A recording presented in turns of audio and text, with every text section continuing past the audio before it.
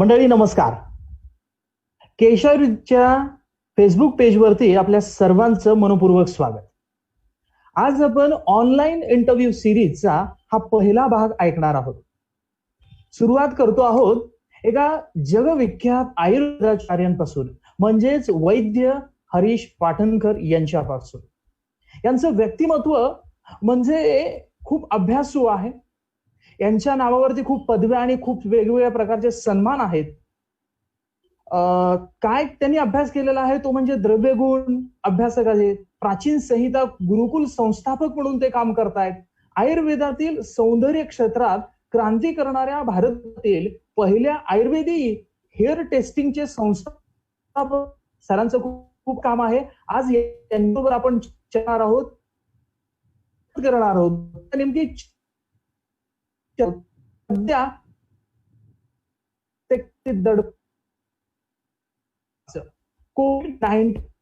कोविड-19 आणि आयुर्वेद याचा काही संबंध आहे का? कशा पद्धतीने एकमेकांमध्ये आहे ते? आयुर्वेदामध्ये कोविडसाठी काही उपचार पद्धती आहेत का?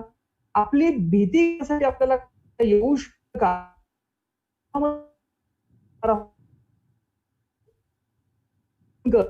म्हणजे पुण्यातील सदाशिव पेठेमध्ये हळूहळू वाढत त्या जगभर पसरलेला आहे. त्याच्या 108 शाखा झालेल्या आहेत. त्यामध्ये असेल, युएस, जर्मनी असेल, अशा देशांमध्ये याच्या सगळ्या शाखा आहेत. त्याबरोबर आपण चर्चा करणार आहोत. आणि कोविड-19 आणि आयुर्वेद याचा कशा पद्धतीनं आपल्याला उपचार पद्धती वापरता येऊ शकतील याविषयी चर्चा करणार आहोत. आपण चर्चेला सुरुवात करतोय. डॉक्टर हरीश पाटणकर सर, तुमचं आजच्या या फेसबुक लाईव्ह मध्ये स्वागत आहे. धन्यवाद आणि नमस्कार सर. अगदी सुरुवातीला कोविड-19 जगभरात थैमान घातलं आहे. त्याच्यावर आज आलेली नाही.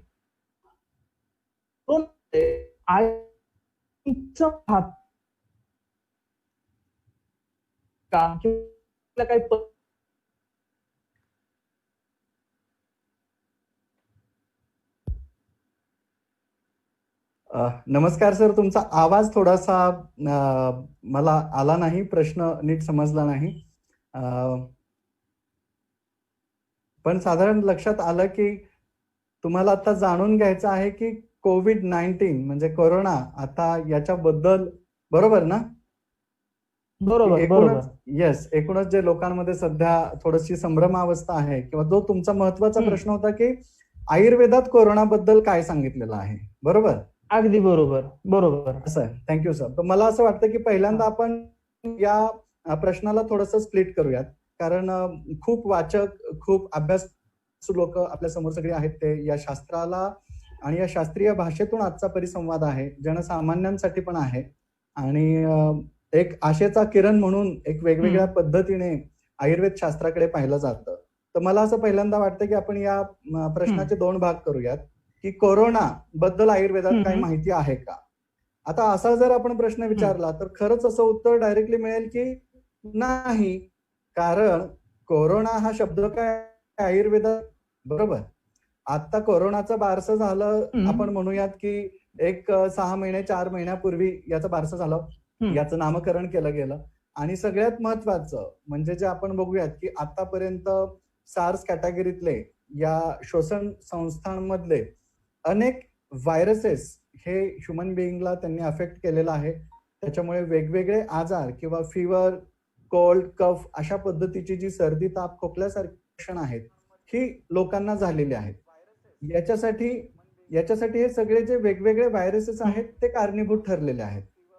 आता ते जर आपण बघितलं की यांचा जर आपण अभ्यास करायचा ठरवला तर आयुर्वेद शास्त्र असं सांगतं की माणसाला 2 प्रकारचे आजार होतात साधारणतः. एक निज आजार, म्हणजे आपल्याच शरीराच्या दोष, धातू आणि मलांमध्ये झालेल्या काही बदलांमुळे माणसाला होणारे आजार.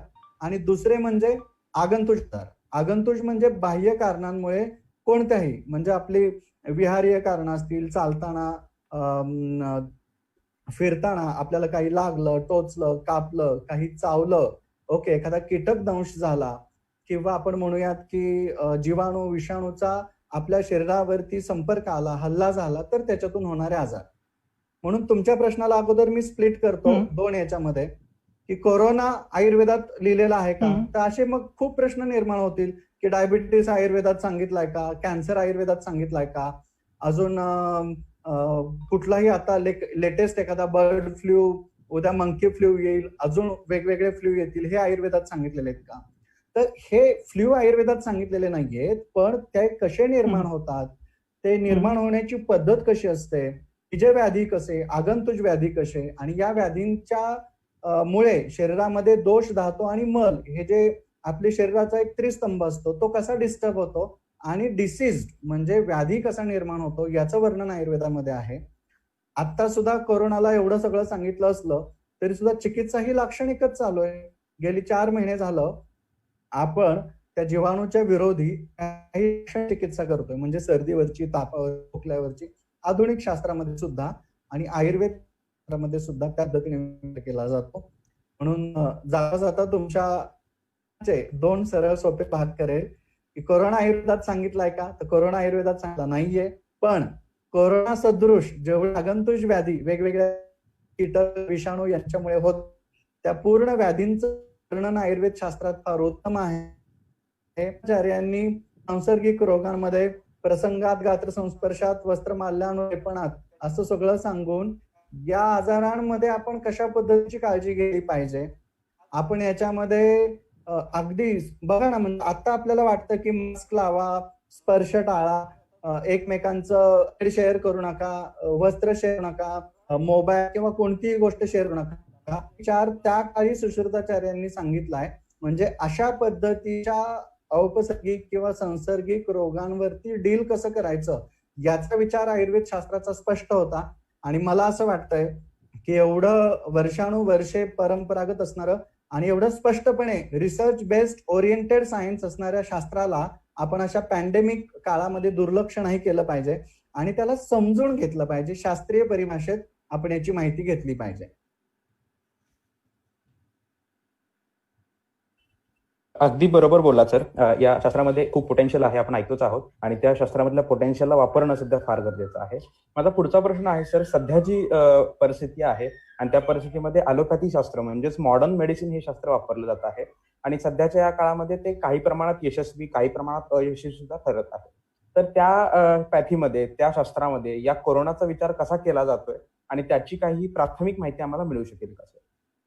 नक्कीच. सांगायलाही मला आनंद वाटेल की शासनाच्या कृपेमुळे म्हणा किंवा BAMS या सिलेबसचाच एक भाग असल्यामुळे आणि त्याच्यातच मी पुढे MD आणि PhD ही केलं असल्यामुळे याच्यामध्ये मॉडर्नचा अभ्यास सुद्धा इन्क्लुडेड आहे. त्यामुळे मला असं वाटतं की कधी कधी फार छान वाटतं की एक आयुर्वेदिक डिग्री, BAMS डॉक्टरची डिग्री ज्यावेळी तुमच्याकडे असते त्यावेळी तुम्हाला दोन्ही शास्त्रांचा अभ्यास झालेला असतो आणि दोन्ही शास्त्रांचा अभ्यास झाल्यामुळे एक फायदा होतो की तुम्ही अतिरेकी बनत नाही.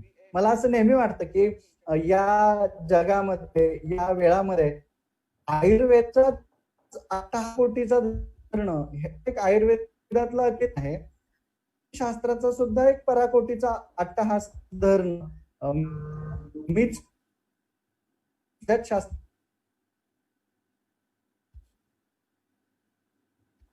धरणं ती पण घातक असतात आणि समाजासाठी पण घातक असतात. त्यामुळे आयतोल विचार करायला सांगतो, निर्माणचाही आयुर्वेद अभ्यास सांगतो. या सर्व अभ्यासांच्या आधारित एक सिस्टीम आयुर्वेद नेहमीच देत असतो. आयुर्वेदात त्यामुळे बघा म्हणजे काय ग्रेट सायन्स होतं. आयुर्वेदात व्याधीच्या नामकरणाला फार महत्व दिलेलं नाहीये. आदरणीय चरकाचार्य सुद्धा सांगतात की नाही सर्व विकाराणाम नामोस्ती ध्रुवास्थिती, म्हणजे सगळ्याच आजारांना खरं तर नाव द्यायची गरज नाहीये. मग काय केलं जातं तर आयुर्वेदामध्ये एक सुंदर कोष्टक आहे की आहार किंवा विहार, चुकीच्या आहारातून किंवा चुकीच्या विहारातून, जसं आपण म्हटलं की माणसाला एकतर आतून आजार होऊ शकतात किंवा बाहेरच्या कारणांनी आजार होऊ शकतात, तसं एवढ्या सोप्या पद्धतीने कोष्टक मांडलेलं आहे, त्याची माहिती दिलेली आहे. आणि मग त्याच्यामध्ये पुढे जाऊन आहार, विहार आणि औषध अशी चिकित्सा सांगितलेली आहे. हेतु व्याधी विपरीत, हेतु व्याधी विपरीत, हेतु विपरीत अर्थकारी, व्याधी विपरीत अर्थकारी आणि हेतु व्याधी विपरीत अर्थकारी. अशा 18 चिकित्सांचा कोष्टक आयुर्वेदात सांगितलेला आहे की याच्यात जगातल्या सगळ्या पॅथी येतात. याच्यात Ayurveda, allopathy, Unani, naturopathy, homeopathy या सगळ्या येतात. कारण ही आयुर्वेदाची एक फ्रेम आहे. त्यामुळे शास्त्र समजून घेतलं पाहिजे. आपण जर शास्त्र समजून घेतलं, त्या शास्त्राच्या परिभाषा समजून घेतल्या, तर अशा पद्धतीचे अतिरेकी विचार होणार नाहीत. आणि या कोरोनाच्या काळामध्ये म्हणजे जिथे खऱ्या अर्थाने भारत हे प्रगत राष्ट्र आहे, त्या राष्ट्रामध्ये सुद्धा जर एवढे डेथ रेट वाढत असेल आणि भारताला आयुर्वेदाची परंपरा आहे, तर या आयुर्वेदाच्या परंपरेचा वापर करून आपण जगासमोर एक आदर्श निर्माण करून देऊ शकतो. ही संधी उलट सुंदररित्या भारताकडे चालून आलेली आहे. आणि आदर्श वगैरे सोडा, मी म्हणेल एक वेळ कोणासमोर आपण प्रस्थापित करू न करू, आपली जवळची लोक, आमचे कित्येक डॉक्टर्स मंडळी याच्यामध्ये मृत्युमुखी पडतायत, ही गोष्ट मनाला फार खेद करणारी वाटते. कारण एमबीबीएस डॉक्टर्स असोत किंवा आयुषचे डॉक्टर्स असोत, ते आमचेच बंधू आहेत, मोठे बंधू आहेत. आणि त्यांच्यावरती सुद्धा अशा पद्धतीने या जीवाणूच्या, विषाणूच्या झालेल्या हल्ल्यामुळे आणि काही प्रत्येक शास्त्राची ना काही लिमिटेशन्स असतात. जशी आयुर्वेदाला काही लिमिटेशन्स आहेत, तशी ॲलोपॅथी शास्त्राला सुद्धा काही लिमिटेशन्स आहेत. आणि या प्रत्येक लिमिटेशन्सचा जर आपण अभ्यास केला आणि एकमेकांची मदत घेतली, कारण आयुष्य सुंदर आहे, माणसाला जास्त दीर्घ जगण्यासाठी हे प्रत्येक शास्त्र निर्माण झालेले आहेत. यांची जर एकमेकांना मदत घेतली तर आपण हा डेथ रेट 100% आपण कमी करू शकतो. त्यामुळे सर्वांनीच याच्याकडे लक्ष देणं गरजेचं आहे. यामध्ये जो तुमचा मूलभूत प्रश्न आहे की मॉडर्न मध्ये या आजाराकडे अगदी तर कसं आहे की कोविड-19 हा सार्स कॅटेगरीतला जो एक व्हायरस आपण म्हणूयात, त्याचं इन्फेक्शन व्यक्तीला होत आहे. साधारण ते इन्फेक्शन त्याच्या कॉन्टॅक्ट मध्ये आलेल्या व्यक्तीला किंवा तो ड्रॉपलेट द्वारे किंवा वेगवेगळ्या माध्यमातून, सरफेस माध्यमातून ज्यावेळी तो कोणाच्याही संपर्कामध्ये येतोय, त्यावेळी तो साधारणतः 4 पद्धतीची लक्षणं तिथे दाखवतो. म्हणजे एक तर पहिला ग्रुप तिथे क्रिएट होतो की तो व्यक्ती फक्त कोविड पॉझिटिव्ह असू शकतो, असिम्प्टमॅटिक असू शकतो, म्हणजे त्याला कोणतंही लक्षण दिसत नाहीये, तो फक्त पॉझिटिव्ह आहे. आणि हा ग्रुप फार मोठा आहे आता आणि त्याच्यामुळे आजाराचं स्प्रेडिंग फार होत आहे. दुसरा ग्रुप कोविड पॉझिटिव्ह आहे विथ माइल्ड सिम्पटम्स, म्हणजे त्याला फक्त थोडंसं सर्दी, ताप किंवा थोडंसं घशात खवखवणं वगैरे एवढी लक्षणं साधारणतः त्याला जाणवतात. तिसरा थोडासा माइल्ड टू मॉडरेट लक्षणांचा ग्रुप असणारा काही पेशंटचा वर्ग याच्यामध्ये आपल्याला सापडतो. त्याच्यामध्ये यांना सर्दी, ताप, खोकला, बरेच दिवस 3-4 दिवस सतत हा ताप राहणं, क्वचित जुलाब किंवा उलटी, निद्रानाश, नाकाला वास घ्यायला न येणं, इंद्रिय दौर्बल्य, अंगमर्द, अशा पद्धतीची म्हणजे अंगात कणकणी येणं, काम करावंसं न वाटणं, थकवा जाणवणं, ही लक्षणं सगळी याच्यात जाणवायला लागतात. आणि मग याच्या पुढचा ग्रुप आहे की एक कोमॉर्बिडिटी त्याच्यामध्ये येते. जी लोक ऑलरेडी वृद्ध आहेत, ज्यांची इम्युनिटी ऑलरेडी कमी आहे, किंवा ज्यांना हायपर टेन्शन, ब्लड प्रेशर किंवा किडनीचे आजार आहेत, किडनी डायलिसिस ज्यांचं चालू आहे, ज्यांना नेहमीच दम्याचा किंवा अस्थमाचा वगैरे असे वेगवेगळे त्रास आहेत किंवा असतात, वेगवेगळ्या आजारांनी जे ग्रस्त आहेत, कॅन्सर झालेला आहे, ऑटोइम्युन डिसऑर्डर्स आहेत, अशा लोकांमध्ये याची अजून जास्त लक्षणं तीव्रतेने जाणवत आहेत. ऑर्गन फेल्युअर कडे जाण्याचं प्रमाण त्या पेशंटचं वाढतं आणि मग त्या पेशंटला आपल्याला हॉस्पिटलाइज करावं लागतं किंवा आयसीयू मध्ये ऍडमिट करावं लागतं, ऑक्सिजनची किंवा व्हेंटिलेटरची गरज लागते. तर साधारण अशा 4 पद्धतीमध्ये आपण म्हणूयात की याचा टप्पा आहे. याच्यात मला सांगायला आनंद वाटेल की जो पूर्ण पहिले जे 3 टप्पे आहेत की असिम्प्टमॅटिक बट पॉझिटिव्ह, त्यानंतर माइल्ड सिम्प्टमॅटिक आणि मॉडरेटली सिम्प्टमॅटिक, याचा ग्रुप 80 ते 85% आता मार्केटमध्ये आपल्याला पाहायला मिळतो. तेवढ्या लोकांना या ग्रुपमध्ये आपण टाकू शकतो. आणि या सगळ्याच पेशंटला उत्तम पद्धतीने बरं करण्यासाठी ॲलोपॅथी शास्त्र सुद्धा सक्षम आहे, त्याचबरोबर आयुर्वेद शास्त्र सुद्धा तेवढंच सक्षम आहे. किंबहुना अनुभव हा सांगतोय की आयुर्वेदाने हे पेशंट अजून लवकर बरे होत आहेत. आणि जे पेशंट आयसीयू मध्ये आहेत किंवा हॉस्पिटलाइज आहेत, त्यांना सुद्धा त्यांच्या बरोबर ॲलोपॅथी बरोबर आयुर्वेदाची ट्रीटमेंट जर त्यांना दिली गेली तर त्यांचा डेथ रेट फार सुंदररित्या आपण कमी करू शकतो. कारण शेवटी आयुर्वेदिक औषधं ही त्या व्यक्तीची आजार बरी करणारी आहेत आणि रोगप्रतिकारक शक्ती सुद्धा बरी करणारी आहे. याच्यामध्ये आपण होस्ट, घोस्ट आणि इम्युनिटीची एक थिअरी सुद्धा समजून घेऊयात. ॲलोपॅथीमध्ये कोणताही आजार हा, विशेषतः कोरोनाच्या बाबतीत जर आपण विचार करायचं झालं तर तो एका इन्फेक्शनमुळे होतो. त्या इन्फेक्शनला आपण तात्पुरतं घोस्ट म्हणूयात. हे इन्फेक्शन ज्या व्यक्तीच्या शरीरावरती होत आहे ते शरीर म्हणजे होस्ट आहे आणि या होस्ट अँड घोस्ट थिअरीनुसार त्याच्याबरोबर एक तिसरा फॅक्टर महत्वाचा येतो, तो म्हणजे इम्युनिटी. तर कोणतंही इन्फेक्शन हे आजार निर्माण करतच असं नाही. जसं आपण म्हणतो की HIV पॉझिटिव्ह असणं म्हणजे एड्स होणं असं नाही.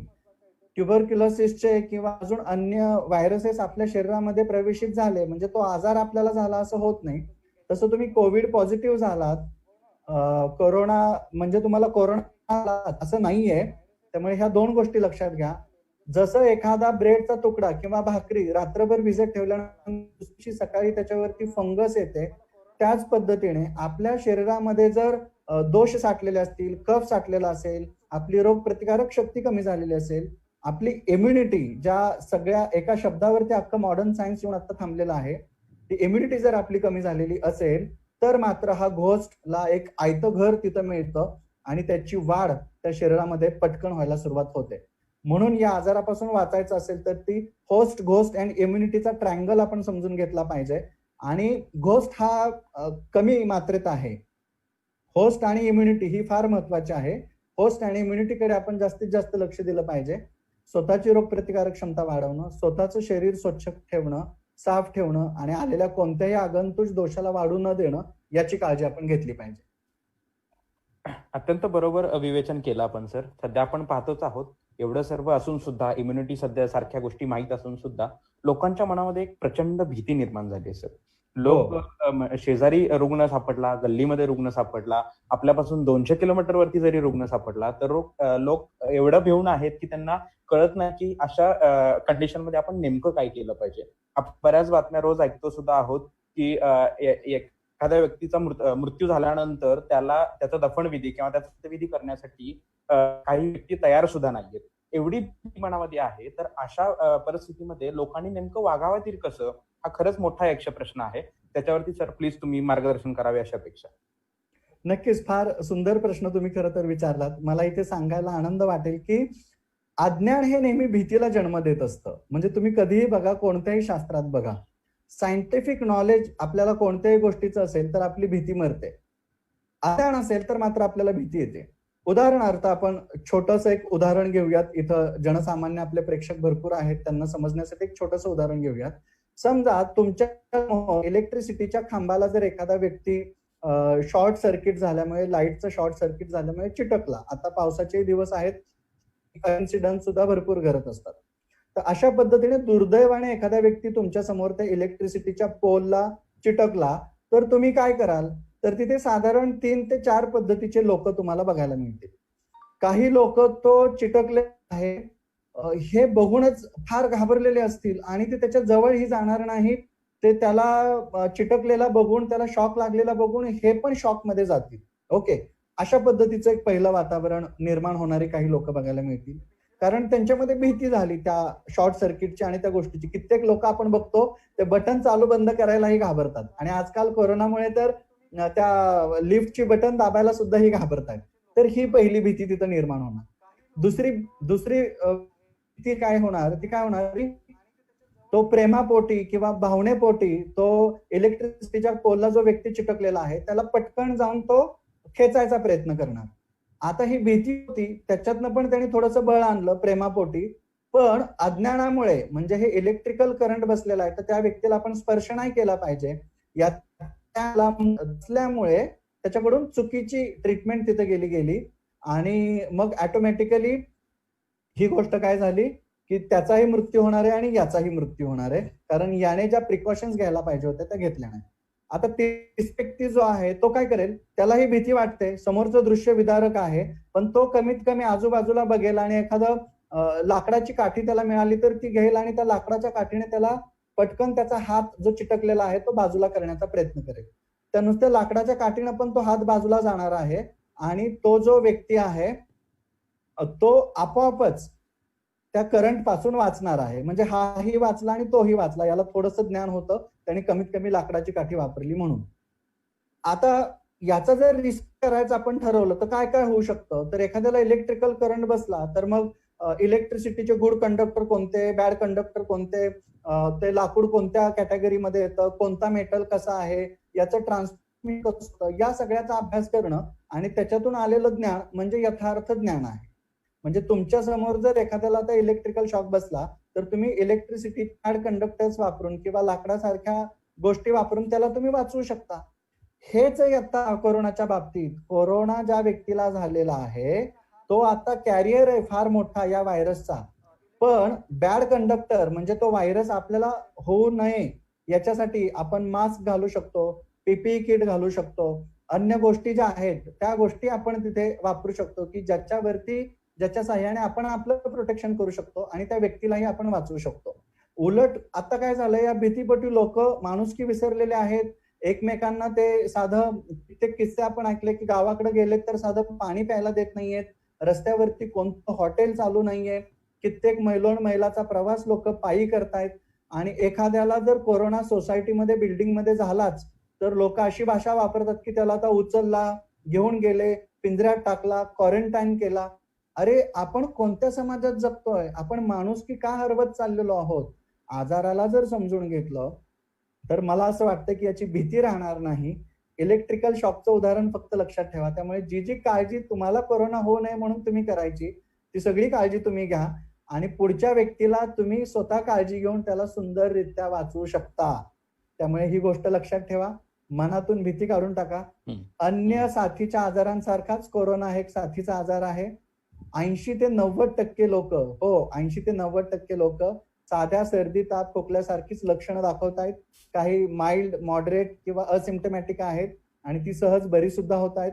हार्डली 10-20% लोकांना हॉस्पिटलायझेशनची, ऑक्सिजनची किंवा त्यातनंही एक 5-10% लोकांना व्हेंटिलेटरची गरज पडते आणि त्यातनंही एक 3 ते 5% लोकांचा साधारण या कोमॉर्बिडिटीच्या मुळे डेथ होत आहे. अशा पद्धतीने आपल्याकडे कसं आहे फक्त की याचं आपण म्हणूयात की इन्फ्रास्ट्रक्चर फार नाहीये, पेशंट आणि डॉक्टरचं गुणोत्तर जुळणारं नाहीये. आपली लोकसंख्या जास्त असल्यामुळे तेवढे डॉक्टर्स आपल्याकडे अवेलेबल नाहीयेत आणि म्हणून आपण याची आपल्याला होऊ नये म्हणून काळजी घेतली पाहिजे. आणि अन्य साथीच्या आजारांपेक्षा हा साथीचा आजार म्हणजे बाकीचे आजार जर एकाच 1 या गुणोत्तरात वाढत असतील तर कोरोना हा एकाच 4 किंवा एकाच 10 एवढ्या मल्टिप्लिकेशनच्या गुणोत्तरात सुद्धा वाढतोय.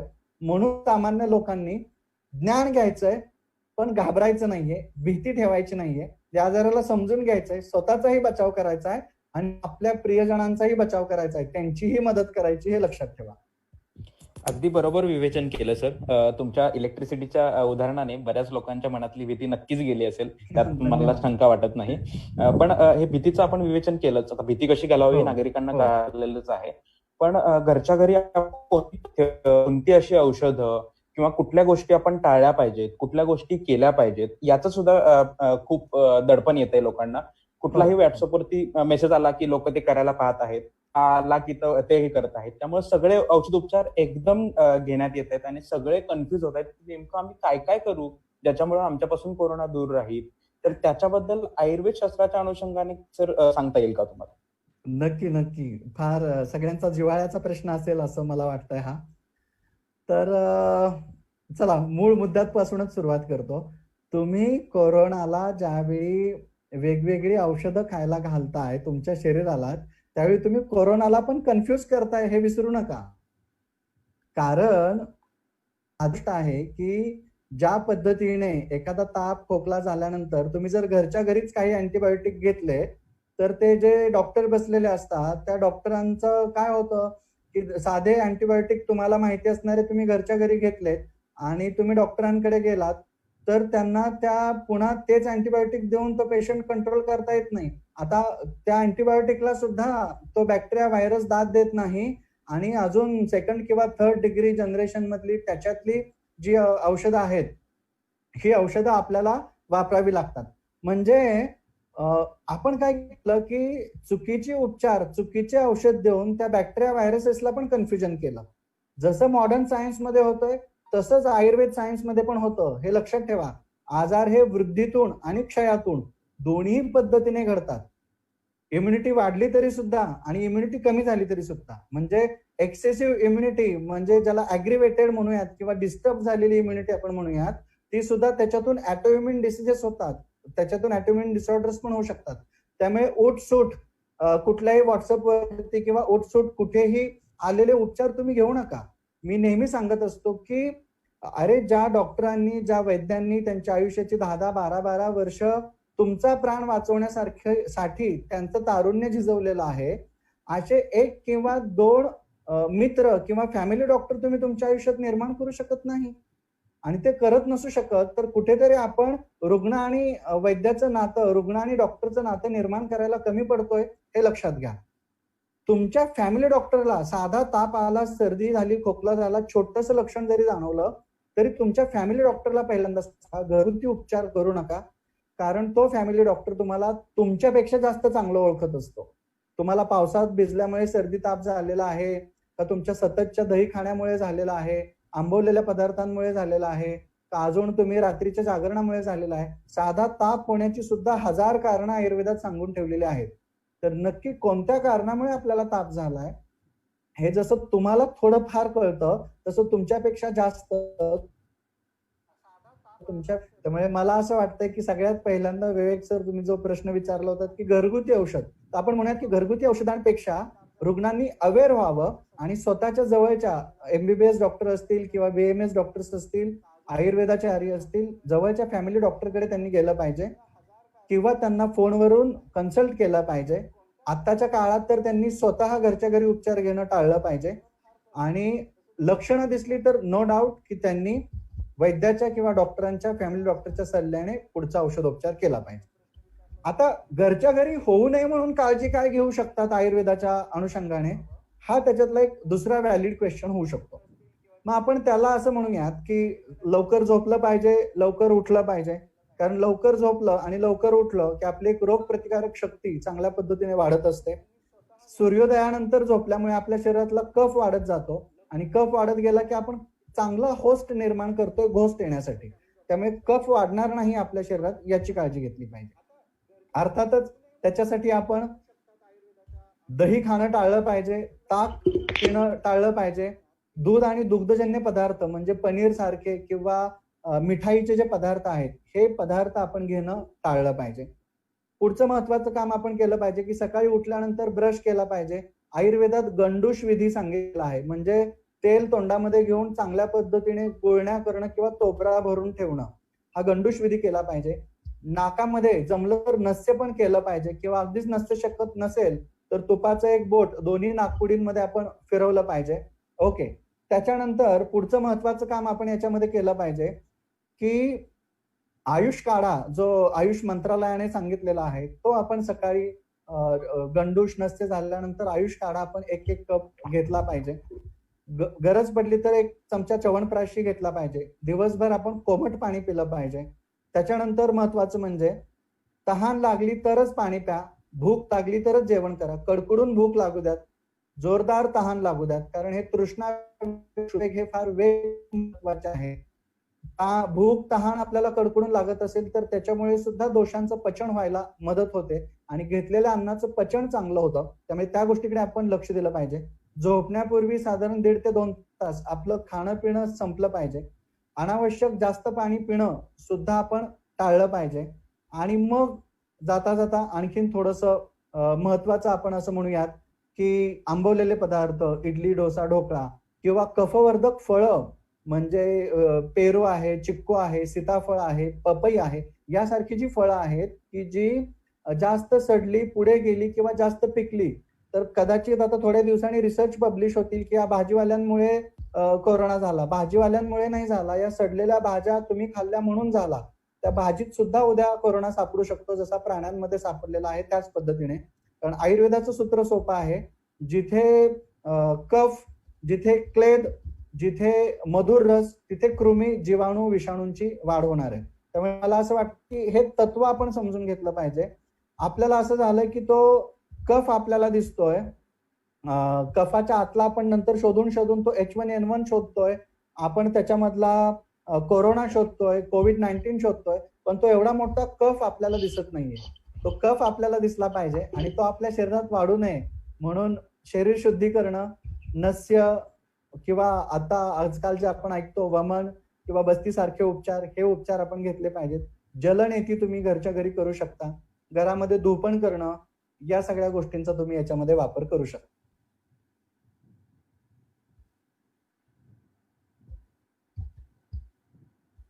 त्याचबरोबर काही एक दोन गोष्टी पण अजून मी सोबत सांगून ठेवेल. खरं त्याही तुम्ही वापरल्या किंवा केल्या तर तुम्हाला फार चांगला फायदा होणार आहे.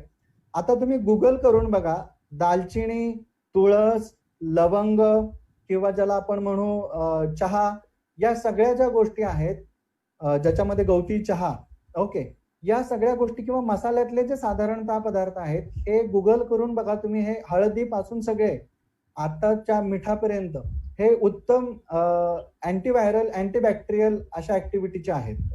मग हे जर वेल नोन अँटीव्हायरल आहे तर या गोष्टींना आपण आहारामध्ये सामील करून घेऊन किंवा आपल्या वैद्यांच्या सल्ल्याने यांचा वापर करून आपण कमीत कमी आपल्या शरीरामध्ये एक रोगप्रतिकारक क्षमता तरी उत्तमरित्या निर्माण करू शकतो.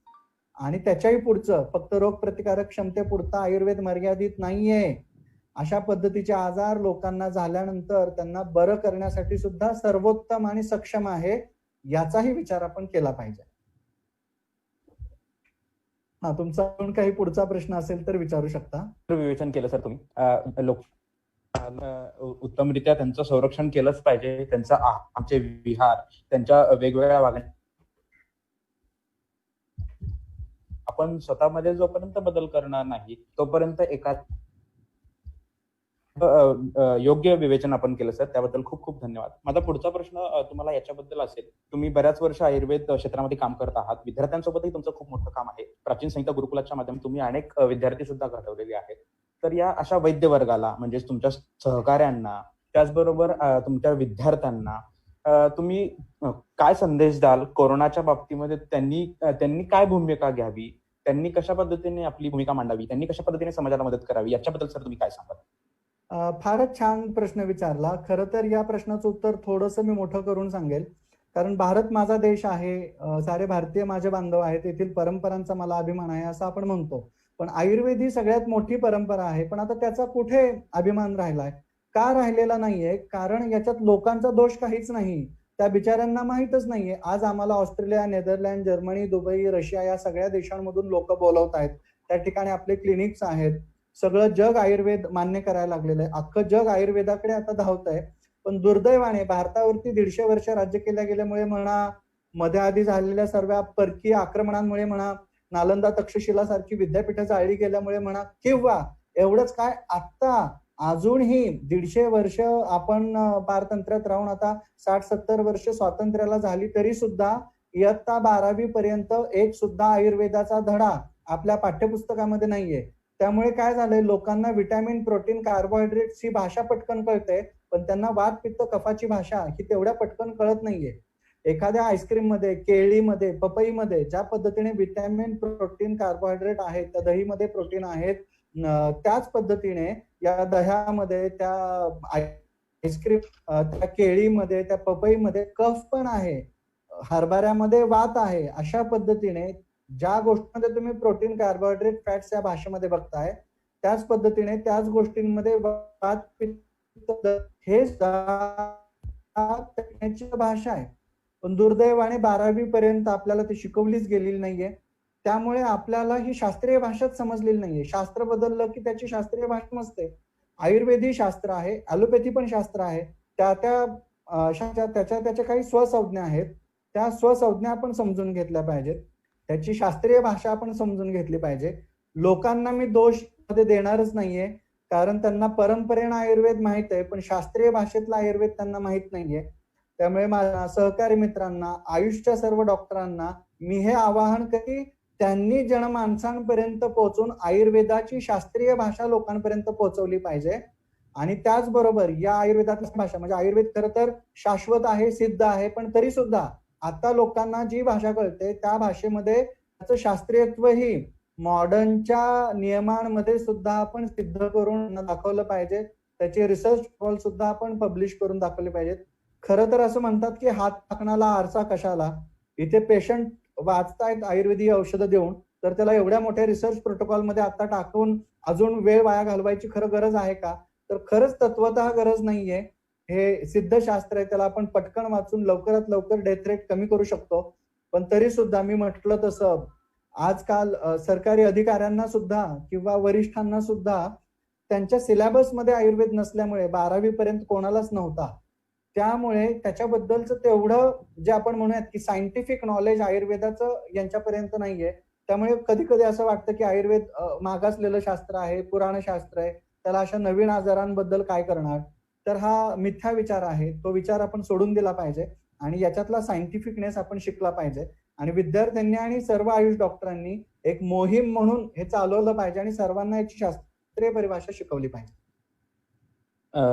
अगदी बरोबर सर. याला जोडूनच माझा अजून एक प्रश्न आहे. मध्यंतरी म्हणजे सध्या सरकारने काय करावं याच्यावरती बरेच लोक बऱ्याच काही टिप्पणी करत आहेत.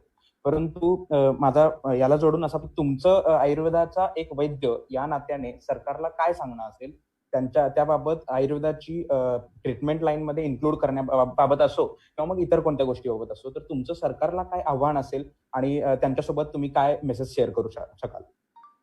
नक्कीच, फार चांगला प्रश्न वाटतं की आता पाठीमागच्या गोष्टी काढून काहीच उपयोग नाहीये. म्हणजे चायनावरून येणाऱ्याच लोकांना थांबवायला पाहिजे होतं का, एअरपोर्टच क्वारंटाईन करायला पाहिजे होतं का, लॉकडाऊन एवढा गरजेचा होता का, नव्हता का, किंवा अजून असे हजार प्रश्न निर्माण होणार आहेत आणि त्याची सगळ्यांची उत्तरं ही काळच देणार आहे. काळामध्ये याची उत्तरं दडलेली असतात. पण मला वाटतंय की ज्या दिवशी ज्या क्षणी लॉकडाऊन झाला त्यावेळी थोडंसं सरकारकडून किंवा पॅन्डेमिक ऍक्टमुळे कळत न कळत काय झालं की रेशो चेंज झाला. म्हणजे 30% सरकारी यंत्रणा फक्त कार्यरत राहिल्या, कोविड सेंटर्स सरकारी दवाखान्यांमध्ये सुरू केली गेली आणि दुर्दैवाने सगळे प्रायव्हेट हॉस्पिटल्स, खाजगी वैद्यकीय क्षेत्रातले MBBS doctors, BMS doctors, BHMS, BOMS सगळेच डॉक्टर्स जे प्रायव्हेट सेक्टरमध्ये होते त्यांची कळत न कळत पहिल्या महिन्यामध्ये तुम्ही बघितलं असेल की बऱ्यापैकी क्लिनिक बंद होती किंवा अल्प प्रमाणात त्यांच्या सेवा चालू होत्या. याचा परिणाम, याचा फटका असा झाला की भारताचा जर तुम्ही अभ्यास, तुम्ही WHO नियमांनुसार अमेरिका, फ्रान्स यासारखा तुम्ही भारताचा अभ्यास करू नका. भारत हे इटसेल्फ अनेक राष्ट्रांचं मिळून एक मोठं राष्ट्र आहे असं आपण म्हणू. इथे मावळातली लोक वेगळी, केरळातली वेगळी, महाराष्ट्रातली वेगळी, कन्याकुमारीतली वेगळी आणि एखाद्या गावामध्ये ज्याची वस्ती 2, 4, 6 किलोमीटर दूर आहे आणि कोणाशी संबंध येत नाहीये अशी वेगळी, असं खूप वैविध्यतेने नटलेला आपण भारताबद्दल म्हणतच असतो असा हा देश आहे. इथं दुर्दैवाने काय झालंय की 70% जनता ही अजूनही प्रायव्हेट प्रॅक्टिशनर वरती डिपेंड आहे. 70% जनता आणि 30% जनताच फक्त सरकारी दवाखान्यांवरती डिपेंड आहे. आणि दुर्दैवाने पहिल्यांदा लॉकडाऊन झाल्या सरकारी यंत्रणेवरतीच सगळा लोड शिफ्ट झाल्यामुळे हा प्रायव्हेट प्रॅक्टिशनरचा पण 70% लोड सरकारी यंत्रणांवरती शिफ्ट झाला आणि 1 महिना 1.5 महिन्यातच ही सरकारी व्यवस्था सुद्धा ओव्हरलोडेड झाली. तर माझी शासनाला किंवा सरकारला एवढीच विनंती असेल की अजूनही हा विषय समजून घ्यावा. लवकरात लवकर आपले IAS अधिकारी असतील किंवा त्या ठिकाणचे जे सगळे प्रशासकीय अधिकारी असतील त्यांनी हजारोंच्या, लाखोंच्या संख्येने अवेलेबल असणारे जनरल प्रॅक्टिशनर्स, म्हणजे MBBS आहेत, जनरल प्रॅक्टिस करतायत, BAMS आहेत, जनरल प्रॅक्टिस करतायत, BHMS, BOMS आहेत, जनरल प्रॅक्टिस करतायत, असे जे सगळे छोटे छोटे क्लिनिक्स आहेत की ज्याच्यामध्ये जनरल प्रॅक्टिशनर्स ही लोकांची सेवा देतोय, यांच्यावरती कॉन्सन्ट्रेशन केलं पाहिजे. त्यांना जास्तीत जास्त मदत केली पाहिजे, कारण त्यांच्या लेवलला जास्तीत जास्त हा डिसीज कंट्रोल होणार आहे. आणि फक्त इमर्जन्सी मॅनेजमेंट हे कोविड स्पेशालिटी सेंटर्स मध्ये जे व्हेंटिलेटर वरती जाणारे किंवा पुढे जे अजून आपण म्हणूयात की वर्स्ट होणारे पेशंट आहेत त्यांच्यासाठी त्या बाकीच्या अन्य यंत्रणा आपण वापरल्या पाहिजेत. 80% लोड हा फक्त एवढा बदल केलात आपण तरी सुद्धा या सिस्टीमवरचा वाचणार आहे. आधीच भारतामध्ये डॉक्टर आणि पेशंटचं गुणोत्तर काही जुळत नाहीये. आपल्याकडे लोकसंख्या खूप आहे आणि डॉक्टर त्या मानाने फार कमी आहेत आणि त्या कमी असलेल्या डॉक्टरांमधले पण आज 70% डॉक्टर कळत न कळत पॅन्डेमिक रूलमुळे त्यांच्या 100% इफिशियंट काम करू शकत नाहीयेत. तर सरकारने या गोष्टीकडे लवकरात लवकर लक्ष घातलं पाहिजे आणि सगळ्या वैद्यांना, सगळ्या डॉक्टरांना, सगळ्या जनरल प्रॅक्टिशनर्सला फ्री हँड दिला पाहिजे. आज जर तुम्ही डेक्झामेथाझोन सारख्या ड्रग पर्यंत येऊन मॉडर्न सायन्स मध्ये थांबलेला आहात, तर आयुर्वेदामध्ये सुद्धा अशी कित्येक महासुदर्शन काढ्यापासून, त्रिभुवन कीर्तीपासून हजारो औषधं आहेत की प्रत्येक वैद्य, म्हणजे इथे 100 वैद्यांचे 100 विचार जरी तयार झाले तरी सुद्धा ते त्यांच्या क्लिनिकमध्ये त्यांच्याकडे असणाऱ्या अवेलेबल औषधांवरून सर्दी, ताप, खोकल्याचे रुग्ण बरे करू शकतात. या गोष्टीकडे आपण लक्ष दिलं पाहिजे आणि सर्वांना पेशंट चेकिंग आणि पेशंट ट्रीटमेंट्स या फर्स्ट, सेकंड आणि थर्ड लेवलच्या सुद्धा अलाउड केल्या पाहिजेत. आणि वर्स्ट केसेसला जसं नेहमीप्रमाणे प्रत्येक जनरल प्रॅक्टिशनर्स हा जवळच्या हॉस्पिटलमध्ये त्या पेशंटला रेफर करत असतो, तसं तो आत्ताही करेल. असंही तो आधी सुद्धा स्वतः जेवढं मॅनेज करता येईल तेवढा करत होता आणि वर्स्ट झाला तर जवळच्या पब्लिक प्रायव्हेट हॉस्पिटलमध्ये किंवा सरकारी दवाखान्यात पाठवत होता. तसंच जर ती सिस्टीम आता सुद्धा राबवली तर हा कोरोनाचा लोड भारताला जाणवणार नाही आणि लवकरात आपण याच्यावरती नियंत्रण मिळवू शकू. कारण आता न तपासलेले आणि ज्यांची गणना पण केली गेलेली नाहीये असे कित्येक पेशंट अजूनही कित्येक जनरल प्रॅक्टिशनर्स आपापल्या लेवलला आहेत. या पाहिजे. अगदी योग्य विवेचन केलं सर. सध्या सरकारी यंत्रणांवरती येणारा ताण पाहता हे तुम्ही सांगितलेलं जे गणित आहे, तुम्ही सांगितलेला जो रेशिओचा प्रकार आहे, हा खरंच त्यांना ताण कमी करण्यासाठी खूप योग्य ठरेल. आणि सध्या आपण वेगवेगळ्या रुग्णांच्या मनात किंवा सध्या सामान्य जनतेच्या मनामध्ये भीती त्याच्यामुळेच आहे की सरकारी यंत्रणेत जर आपण गेलो तर आपली योग्य काळजी घेता येईल का, आणि त्याच्यामुळे ती भीती वाढत चालली आहे. त्यामुळे तुम्ही सांगितलेला हा उपाय खरंच सरकारी यंत्रणांवरचा ताण कमी करण्यासाठी उपयोगी पडेल. याचसोबत अजून एक मध्यंतरी वादंगाचा विषय सर ठरला होता, तो म्हणजे आयुर्वेदातील संशोधन. आणि मग आयुर्वेदामध्ये डाटाबेस संशोधन नाहीये, आयुर्वेदामध्ये संशोधन हा विषयच मुळात नाहीये, असे बऱ्याच गोष्टींची टिप्पणी केली गेली. तर तुमच्याकडे आम्ही पाहतो तेव्हा केशायुर्वेद नावाचा भारतातील पहिली हेअर टेस्टिंग लॅब तुम्ही ओपन केलेली आहे. याच्या शाखा दुबई, नेदरलँड, जर्मनी, ऑस्ट्रेलिया या बऱ्याच ठिकाणी आहेत आणि याचा मुख्य बेस हा संशोधन म्हणजेच रिसर्च आहे. तर याचसोबत द्रव्यगुण या विशेष विज्ञानामध्ये तुमचं बरंच मोठं काम आहे, त्याच्यामध्येही संशोधनाची जोड तुम्ही दिलेली आहे. असं जर असेल तर आयुर्वेदातील संशोधन आणि कोरोना याच्यावरती तुम्ही काय आवाहन करू इच्छिता सर? फार सुंदर. आता खरं तर रिसर्च म्हणजे काय, तर जी गोष्ट आहे एस्टॅब्लिश आहे तीच आपण म्हणजे असं म्हटलं जातं, आमचे आदरणीय जमदग्नी सर नेहमी म्हणायचे की संशोधन हे करावं लागतं आणि शोध हे अवचित लागतात. तर हा जर आपण विचार केला कोरोनाच्या बाबतीत सुद्धा केला तर पहिल्यांदा शास्त्र समजून घेऊ. आयुर्वेद हे शास्त्र जे आहे ते अनेक ऋषीमुनींनी, अनेक वैद्यांनी त्यावेळी संशय आलेले सिद्धांत आहेत, ज्याला आता हायपोथेसिस म्हटलं जातं किंवा ज्याला आता रिसर्च प्रोटोकॉल म्हटलं जातं. हेच रिसर्च प्रोटोकॉल त्यावेळी सुद्धा फॉलो गेलेले आहेत. त्यामुळे आपण एवढ्या वर्षांमध्ये सुद्धा आयुर्वेदातले कुठलेही प्रिन्सिपल्स, कुठलेही सिद्धांत आपण चुकीचे सिद्ध करू शकलो नाहीये. त्यामुळे जे काही रिसर्च होतात किंवा पुढे जाऊन जे काही रिसर्च सापडतात ते असेच सापडतात ना की आयुर्वेदात ही गोष्ट सापडलेली आहे, पूर्वीच सांगून ठेवली होती आणि ती आता कोणीतरी रिसर्च करून पुन्हा हळदीचं महत्व सिद्ध करून दाखवेल, कोणी अश्वगंधाचं महत्व सिद्ध करून दाखवेल, कोणी रिसर्च करून दालचिनीचं महत्व दाखवेल, यष्टी मधूचं दाखवेल. साधी गंमत, तुम्ही ही सगळी सांगितली 4 द्रव्य गुगल करून बघा, यष्टी मधू, गुडूची, अश्वगंधा, दालचिनी, हळद, ही सगळी तुम्हाला बेस्ट अँटीव्हायरल ड्रग म्हणून सांगितलेली बघायला मिळते. मग मला हे कळत नाही की हे जर वेल नोन सांगितलेलं आहे तर याचा रिसर्च करणं म्हणजे आधुनिक परिभाषामध्ये त्या शास्त्राला मांडणं.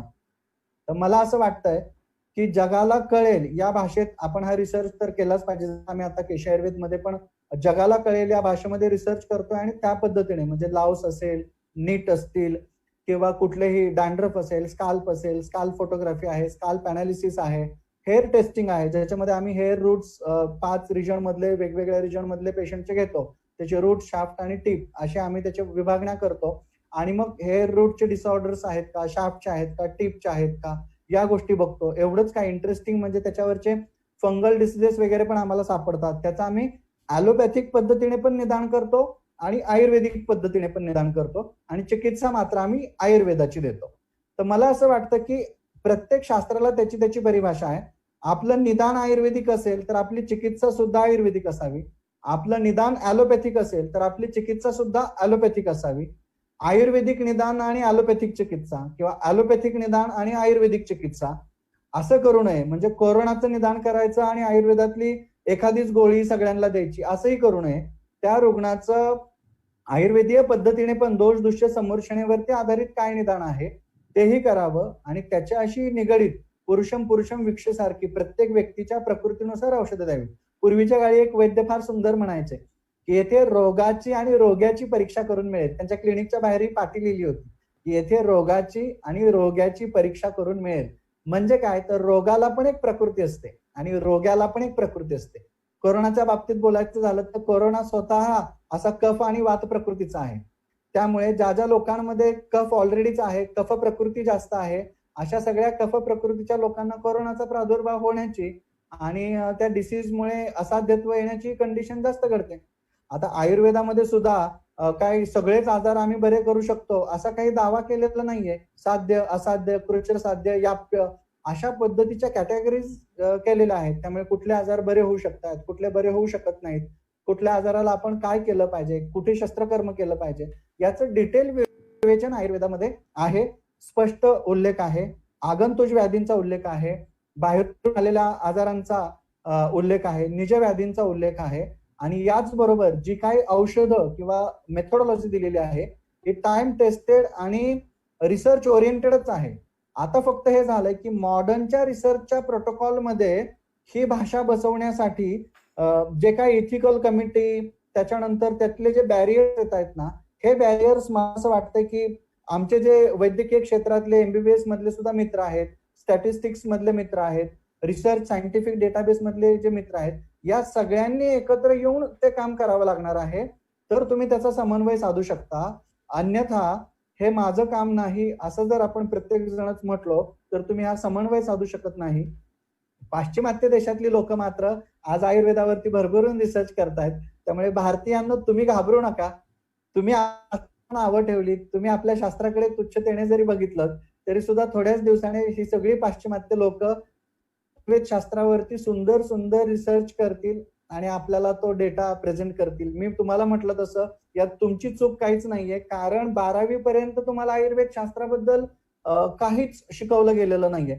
आम्हालाही शिकवलं नव्हतं. मी सुद्धा ऍक्सिडेंटली आयुर्वेदात आलो असं म्हणायला हरकत नाही. मी सुद्धा सगळीकडे म्हणजे प्रत्येक गोष्टीत टॉपर येऊन पहिला येऊन सुद्धा नंतर मला या आपल्या मेथोडॉलॉजीमुळे आयुर्वेद मिळालं. पण मिळाल्यानंतर जाणवलं की अरे आपण तर अमृतात पडलेलो आहोत आणि मॉडर्नचाही सिलेबस आम्हाला होता. त्यामुळे निरपेक्ष बुद्धी, दोन्ही शास्त्रांना एकत्र घेऊन जाण्याची बुद्धी ज्याला आपण म्हणूयात, तो बुद्धीवरती संस्कार झाल्यामुळे ज्या शास्त्रातलं जे बेस्ट आहे ते घेण्याची सवय लागली.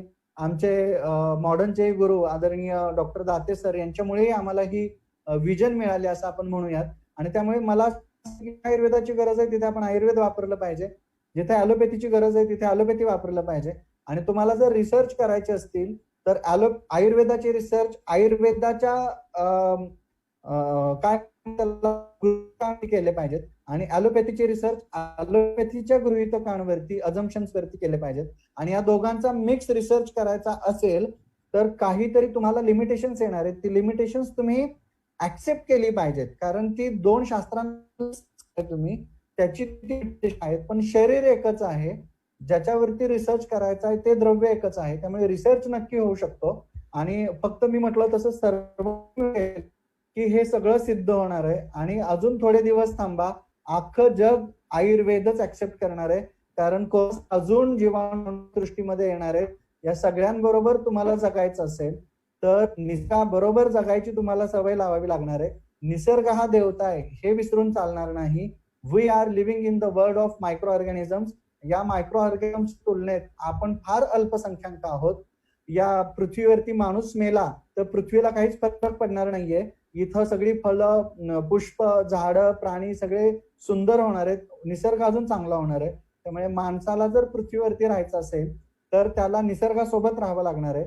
आणि निसर्गासोबत राहण्याचं सर्वात उत्कृष्ट सायन्स, शास्त्र, ज्याला इको फ्रेंडली सायन्स तुम्ही आजच्या कन्सेप्ट मध्ये जर म्हणाल तर ते सायन्स म्हणजे आयुर्वेद आहे. त्यामुळे आयुर्वेदातले रिसर्च सगळे इको फ्रेंडली रिसर्च आहेत. त्यातला कोणताही रिसर्च हा पेशंटला त्रास देत नाही. उलट वेगवेगळ्या माध्यमातून रिसर्च करताना पेशंटला त्रास देणारे रिसर्च बरेच होतात, ज्यांचे इफेक्ट्स आणि साईड इफेक्ट आपण बघतो. पण तुम्ही खरंच आयुर्वेदातल्या गोष्टींवरती रिसर्च करून पहा, तुम्हाला जाणवेल की साईड इफेक्ट होत नाही. एवढा सुंदर रिसर्च करण्याची प्रोटोकॉल आयुर्वेदाने दिलेले आहे. साधी एखादी आयुर्वेदाची औषधाची कंपनी जरी आपण टाकली तरी ती इथल्याच वनस्पतींपासून, औषधांपासून बनली गेल्यामुळे त्याच्यात soil pollution, air pollution, water pollution या सगळ्या मिनिमम होत असतात. आणि किंबहुना आपण एखादी केमिकल फॅक्टरी टाकली तर आपण तिथे बघतोय सॉइल, वॉटर, एअर पोल्युशन या सगळ्याच गोष्टी वाढतात. म्हणून मी तुम्हाला म्हटलं की रिसर्चची मेथोडॉलॉजीज दोन्ही शास्त्रांची थोडी वेगळी आहे, तरी सुद्धा आपण प्रयत्न करून हे रिसर्चचा समन्वय साधू शकतो. अगदी बरोबर सर. समन्वयाची भाषा बोलणारे वैद्य आणि डॉक्टर्स फार सध्या कमी दिसत आहेत. त्यामुळे तुम्ही सांगितलेलं हे विवेचन सगळ्यांसाठी खूपच महत्वाचं असेल. आणि आपल्या भारतीयांमध्ये पद्धतच आहे, जोपर्यंत दुसरा एखादा पाश्चात्य देशातील व्यक्ती येऊन आपल्याला सांगत नाही की हे चांगलं आहे, हे वापरा, तोपर्यंत आपण वापरतच नाही. त्यामुळे आपली शास्त्र लुप्त होत चाललेली आहेत आणि आपल्याला इतरांकडून ऐकावं लागत आहे की हे शास्त्र चांगलं आहे. म्हणून नक्कीच सगळ्यांनी विचार करण्यासारखी ही परिस्थिती आहे आणि सगळ्यांनी विचार करून निर्णय घेण्याची परिस्थिती आहे. सर, तुम्ही खूप सुंदर विवेचन या विषयावरती केलं. यानंतर मला एक महत्वाचा प्रश्न तुम्हाला विचारायचा आहे की केश आयुर्वेदचा 4था वर्धापन दिन सध्या येणार आहे. तर या 4था वर्धापन दिनानिमित्त तुमच्या मनामध्ये काय उपक्रम आहेत? समाजासाठी तुम्ही वेगळं काय करू इच्छित आहात? तुमच्याकडे 108 वैद्य वर्गाची फळी उभी आहे, त्यांच्या मार्फत तुमची काय अपेक्षा आहे? आणि या वर्धापन दिनानिमित्त, सोहळ्यानिमित्त तुम्ही काय करणार आहात याच्याबद्दल थोडीशी माहिती द्यावी सर. नक्कीच. मी तुम्हाला मगाशी म्हटलं तसं की एखादा आजार झाल्यानंतर आता सरकार काय करतंय, हे काय करतंय, ते काय करतंय, असं म्हणण्यात काहीच अर्थ नाहीये. जसं आपण म्हणतो की don't ask what your country can do for you, but ask what you can do for your country.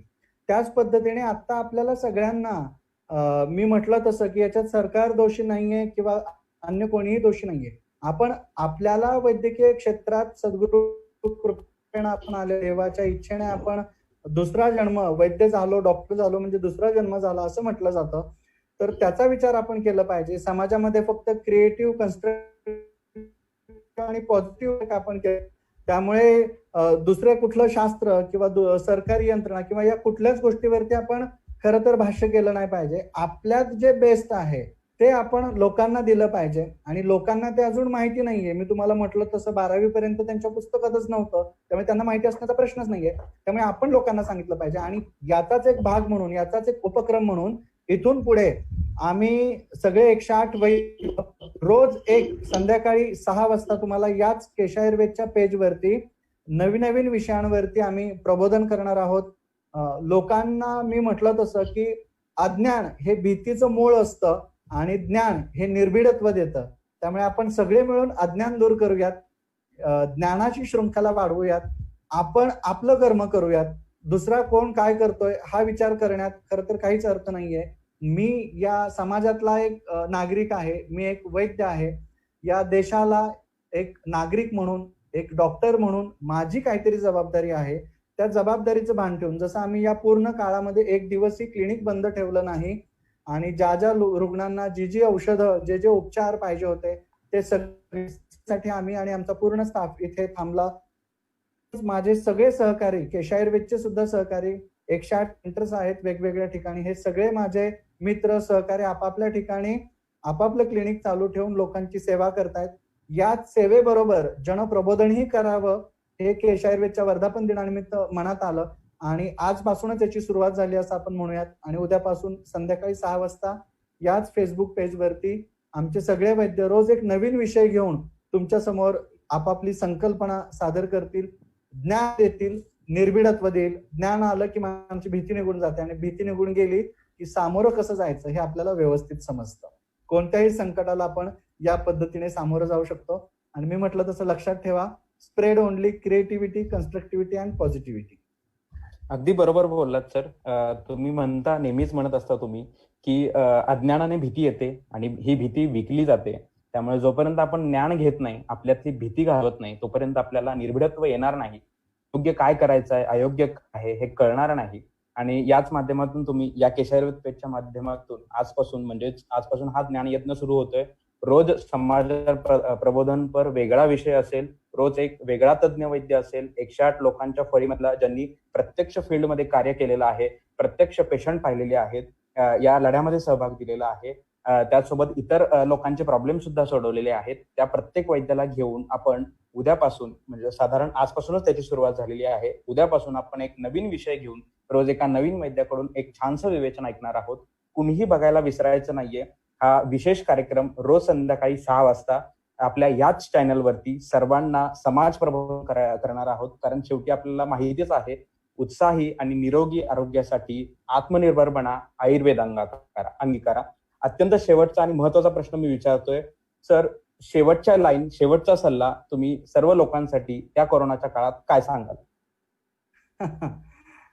शेवटचा सल्ला मी खरं तर, मग तुम्ही म्हणाल की विषय तोच होतोय, पण मी पुन्हा एकदा तेच सांगेन की यथार्थ ज्ञान घ्या. जसं मी तुम्हाला त्या उदाहरण दिलं त्या पद्धतीनं यथार्थ ज्ञान घे. कोणत्याही शास्त्रातलं ज्ञान हे असलं, आपल्याला प्रॉपर असलं की आपण यथार्थ ज्ञानी होतो, आणि यथार्थ ज्ञानी झालो की आपली भीती निघून जाते. कोणतंच शास्त्र वाईट नाहीये. त्यामुळे मला असं वाटतं की ॲलोपॅथी पण तेवढंच छान सुंदर मोठं शास्त्र आहे, आयुर्वेद पण तेवढंच छान सुंदर शास्त्र आहे, होमिओपॅथी तेवढंच सुंदर शास्त्र आहे. ही सगळी शास्त्र माणसाचं आयुष्य वाचवण्यासाठी, ते दीर्घायुष्य करण्यासाठी जन्माला आलेले आहेत. त्या प्रत्येक शास्त्राचा आपण आदर केला पाहिजे.